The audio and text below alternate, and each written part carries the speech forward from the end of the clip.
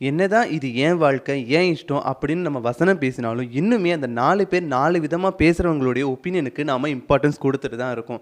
என்ன ஒரு சின்ன சேஞ்சுன்னா, அந்த 4 பேருமே நமக்கு ஏத்த மாரி பேசணும்னு நம்ம எதிர்பார்க்க ஆரம்பிச்சுட்டோம். Welcome to KA strategist. இது love campaign with marketing concept series part 17. இன்னைக்கு மார்க்கெட்டிங் கான்செப்ட்ல நம்ம எதை பத்தி பார்க்க போறோம் அப்படின்னா, social validation. You just imagine, நீங்க உங்க ஆளுக்கு ஒரு கிஃப்ட் வாங்குறீங்க. அதை உங்க ஃப்ரெண்ட்ஸ்ட்ட காட்டும்போது, சூப்பரா இருக்கு, செம்ம கிஃப்ட், உண்மையிலேயே அவ இம்ப்ரெஸ் ஆயிருவா அப்படின்னு சொல்லும்போது, உங்களுக்கே உங்க செலெக்ஷன் மேல ஒரு சாட்டிஸ்ஃபேக்ஷன் வரும். ஆக்சுவலா அதைத்தான் நாமளும் எதிர்பார்க்குறோம். ஒருவேளை ஏதாச்சும் நெகட்டிவ் கமெண்ட்ஸ் வந்தா அதுக்கும் நாம இன்ஃப்ளூயன்ஸ் ஆயிரும். Because still we are social animals.